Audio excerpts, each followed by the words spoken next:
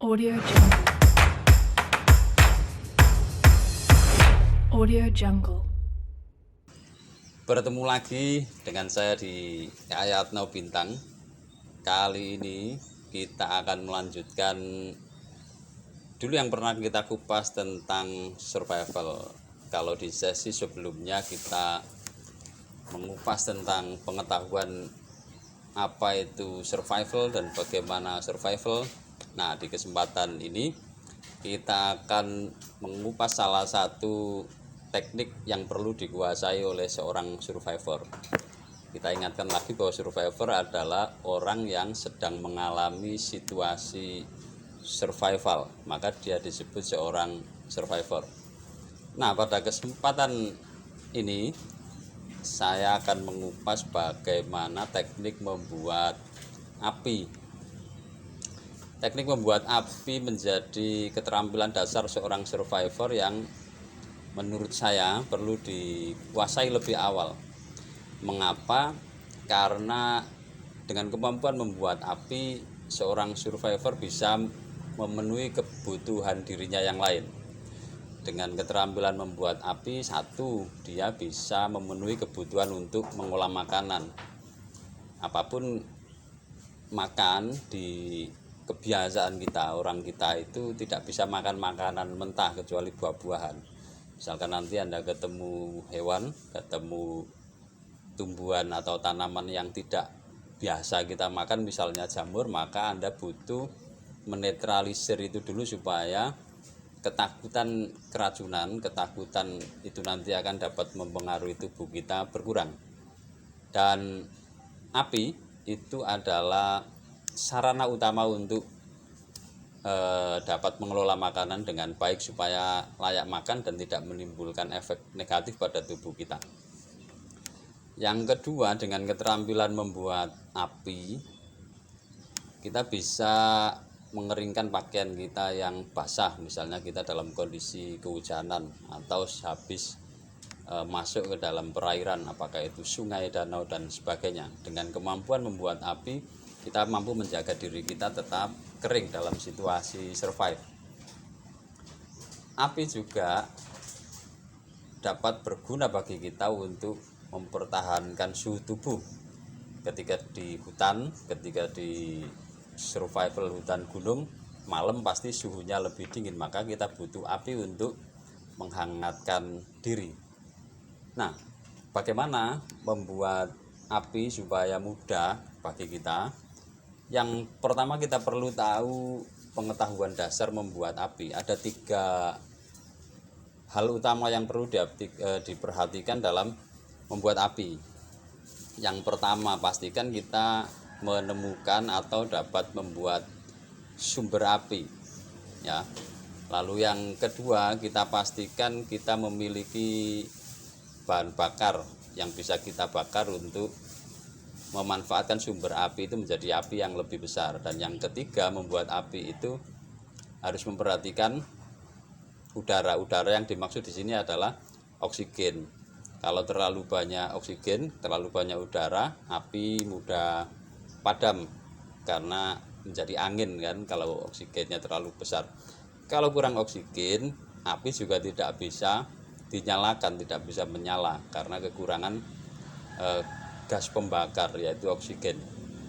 Nah, sebagai contoh sumber api apa? Sumber api yang lazim kita temukan korek api, pemantik api sudah banyak. Apakah itu yang berbahan bakar gas atau berbahan bakar cairan? Ini sumber api kita, sumber api. Nah, kita buktikan ya.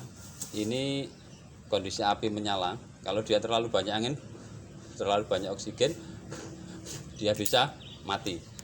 Ini oksigen yang terlalu banyak. Tetapi ketika dia di dalam kurungan, di ruang seperti gelas misalnya, dia juga bisa mati. Seperti ini saya tutup, dia mati karena dia kekurangan oksigen.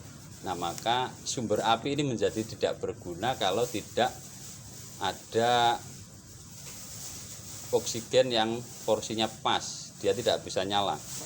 Nah, yang ketiga adalah bahan bakarnya, bahan yang mudah terbakar. Ini sebagai pemantik api. Kalau dalam bahasa Inggrisnya disebut kindler. Kalau orang Jawa nyebutnya urup-urup. Urup-urup itu ya bahan yang mudah terbakar. Kalau masyarakat tradisional dulu, maksudnya ketika belum ketemu kompor gas seperti sekarang, urup-urup itu bisa dari daun pisang yang kering, bisa dari daun kelapa yang kering, bisa dari kulit jagung yang kering. Itu orang dulu selalu menyimpan seperti itu di dapur atau pawon ya. Itu fungsinya tindler tadi atau urup-urup sebagai bahan bakar pertama setelah sumber api. Nah, kalau urup-urupnya atau tindlernya bisa seringan tisu ini, ya, tentu akan sangat mudah terbakar. Dan memudahkan kita untuk menumpuk kayu, menumpuk ranting di atasnya supaya menjadi api yang berguna untuk kita. Nah, ini ketika sumber apinya korek, kita sangat mudah. Nah, misalnya kita tidak punya korek, tetapi kita punya sumber api yang lain, misalnya fire starter yang lazim dibawa kemana-mana oleh seorang survivor, baik itu dari pramuka atau dari yang lain ketika dia berkegiatan di alam bebas. Misalkan orang itu tidak biasa membawa korek, kalau dia tidak merokok misalnya, maka mungkin dia bisa membawa ini sebagai pengganti. Kalau dia tidak merokok karena tidak terbiasa membawa korek. Ini juga sumber api buatan. Nah, kita coba apakah dengan ini juga bisa menyalakan api. Kita coba ya, teknik penggunaannya sebenarnya ini cukup digesek, tetapi perlu membiasakan diri supaya bisa menggeseknya dengan tepat atau fungsinya bisa berguna. Nah, ini perlu kebiasaan. Apakah tangan yang kiri pemegang apa ini namanya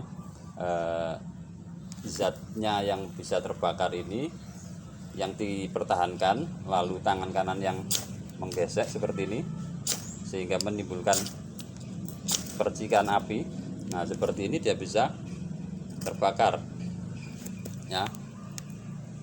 Maka latihan penggunaan alat ini menjadi penting untuk seorang survivor. Inilah tindler itu, atau bahasa Jawanya tadi urup-urup. Untuk memicu terjadinya api yang lebih besar, maka dimulai dari api yang kecil supaya mudah terbakar. Nah, ataupun mau pakai yang lain, apakah itu dengan menggesek ranting atau dengan yang seperti drilling, ngebor seperti ini. Kata kuncinya bahwa dia membuat sumber api dari menggesek kayu atau bambu atau model bor tadi, drilling. Itu dia mau membuat butir-butir api. Apakah dia nanti akan berbentuk serbuk kecil seperti bara tapi kecil, maka dia baru ditempatkan di tindler tadi, diletakkan di atas tindler, baru perlahan-lahan ketika sudah terbentuk bara kecil mulai ditiup perlahan untuk memastikan kebutuhan oksigennya cukup untuk membuat api.